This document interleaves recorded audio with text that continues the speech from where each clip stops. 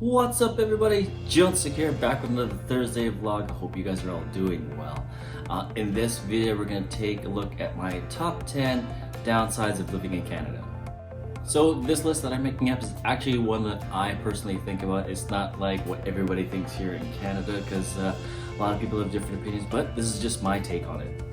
So personally for me, I'm not a really big fan of winter. Sure, I do like the snow, but I don't participate in any of the sports like skating or snowboarding or anything like that. I know, typically Canadian, but you should be liking that kind of stuff. But it's really not for me, and usually most of the time I'm actually cooped up inside wishing it was actually summer. So that's one of the biggest things, and we actually have a lot of winter. There are times where we can have up to 6, 7, or even 8 months of winter, and usually we only have like about 2 seasons, so it's either like blistering summer or it's really cold winter. On that note, that means our summers are actually really short. Technically we only have like 2-3 months of it, you know, really good summer, and then it starts to cool off pretty quick. On that note, it actually makes sense that we actually have short springs and fall. So there are times where spring will hit and it only lasts for a few weeks and we're right in the summer, and then fall will hit for about 2 weeks and bang, we're right in the middle of winter. So in many parts of the world, cities are actually pretty close to each other. So it's easy to take a tram or a bus or whatever it may be to get to them. But here in Canada, since we have a lot of open space and a small population compared to how much space we actually have, it's actually the cities are quite far from each other. I'm actually lucky here in Alberta because we actually have 2 major cities. We have Calgary and Edmonton. They're actually only about 3 hours away from each other, 4 hours depending on how fast you're driving or if you're taking your time enjoying the scenery. But the rest of the time it does take quite a while to get to another big major city. Because of that, it leads to my next point. Transportation here is not nearly as good as it is in other countries. So what I mean about that is places like Europe, they have a lot of trains that go everywhere. They have a lot of buses that go everywhere. So it's a lot easier to get from city to city. I know for a fact that in my last trip to Europe, we were able to take a couple of trains, some few buses here and there, just to get to a different country or even a different city. So it actually made it a lot easier to get around. So obviously we can actually fly to city. It doesn't take that much time. I know from here to Vancouver is less than just a few hours, which is actually pretty nice. It can be quite costly though for a trip from here to Vancouver, so there's usually around about $400 or so. Might be even less nowadays because there's less people flying, of course. But if you want to see the rest of the country, you're gonna have to get a car and you're gonna have to drive. So to see one side of the country to the other, you can actually take the Trans-Canada Highway. I already mentioned that in another video before. So you can actually take it from one end of the country all the way to the other. So yeah, you're gonna totally need a car. Driving is great here because we have a lot of scenery, there you have a lot of nature, so actually the views are quite great and the scenery is spectacular for sure.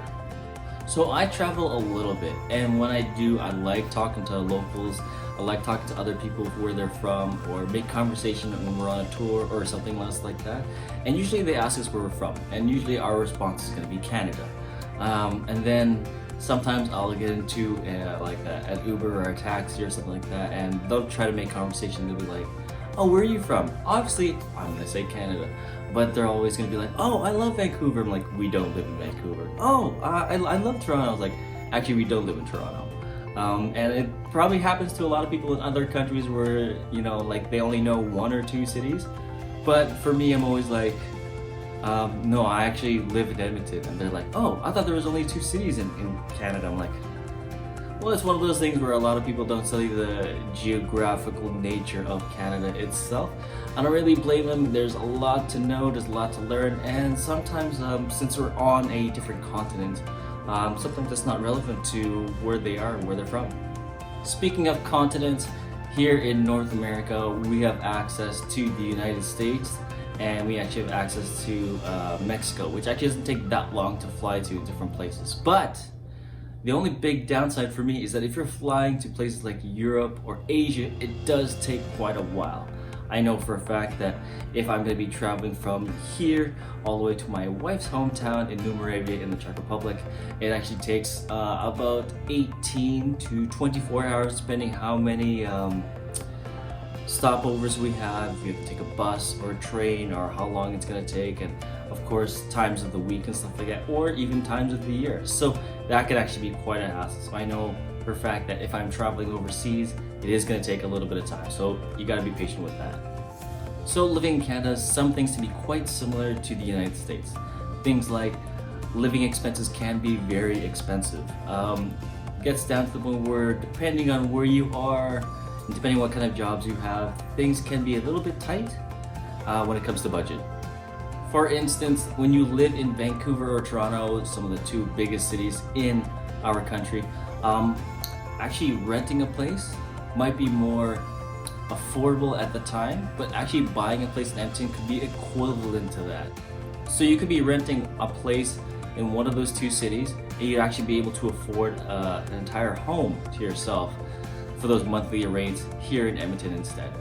So that's not the only thing. If you don't have medical coverage because it's not completely universal or 100%, things like dental or vision can be quite expensive here in Canada. I know that a lot of European countries, and I can speak for that because my wife is from there, but a lot of things are covered. Things like dental or vision or anything else that's extra on top of that usually is covered to a certain degree or completely covered, period. Obviously, education is one of those things as well. Since education is quite expensive, a lot of people are working 2 or 3 jobs or having to do quite a lot to get into post-secondary, which is either college or university. And usually those classes and courses can cost quite a bit on top of living expenses and books and everything else as well. Canada is known to have a very rich culture and history, but the only downside to that is it's not much of a history. When you compare to other places in the world like China or places in Europe or even Russia, they have centuries and centuries and centuries of history. Here, documented history is only been around for like 105 years, something like that. Our history is not quite as robust as others. One thing I find absolutely amazing whenever I travel is the architecture everywhere I go.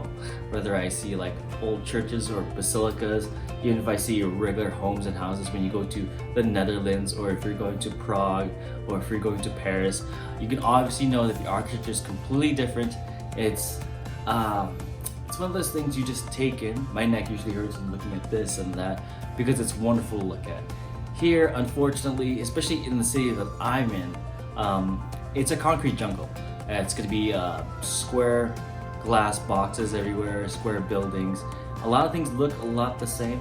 We actually have a lot of homes that are quite affordable, but the only thing is they're cookie cutter homes. And what we mean by that is that every single home looks exactly the same as the one beside it. So they usually do that to cut down the cost, to make everything a little bit faster, make it a little bit quicker, and make everything a little bit affordable. But the downside is it looks kind of boring. So my last downside about living in Canada is actually not quite something about living in Canada per se, but actually traveling. And I talk about travel a lot because that's actually one of my favorite things to do. So whenever I start speaking or whenever I start having a conversation with somebody, a lot of people start assuming right away that I'm American.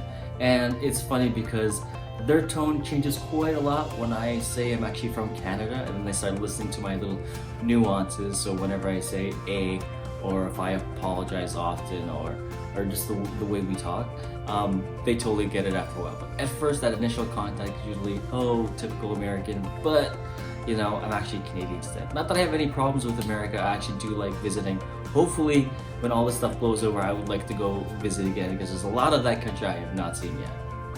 So those are my top 10 downsides of living in Canada. Trust me, those are just really small, really tiny things I can easily overlook.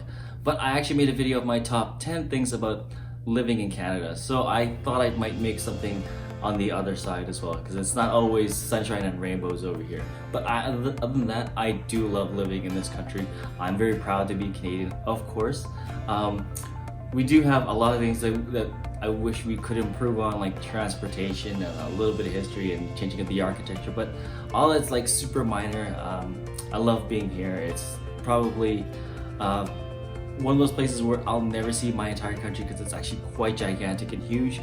And with this whole pandemic thing going on, I'm probably going to be visiting more of my country more often in the future because it's a little bit safer for me, probably won't cost as much, and why not take a look at what's in my backyard.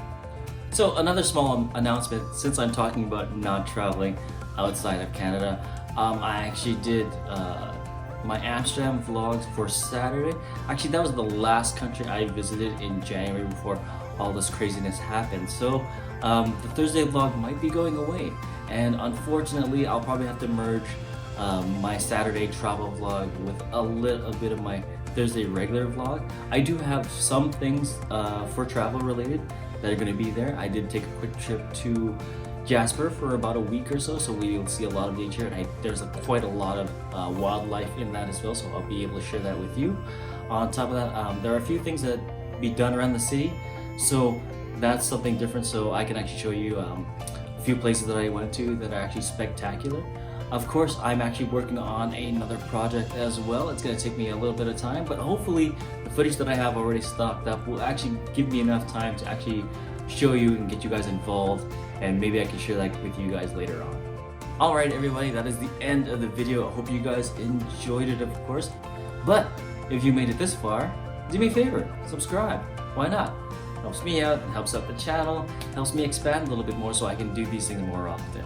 If you like this kind of thing, obviously you know what to do. Leave a like down below. And speaking of down below, just kidding, you can actually leave a comment. Why not? Get the dialogue going. Let me know what you like, what you dislike, what your thoughts are of Canada, or anything else that I might have mentioned, because of course this is personally my list, so I would like to hear what you guys actually think. And if you guys can't wait for more, obviously I have a few playlists and a few more clips of where I've done things around the world and things that I did around my city. So of course you can click on those things, maybe here, or here, or wherever else they may be on the screen. And as always, I will see you guys next time. Bye.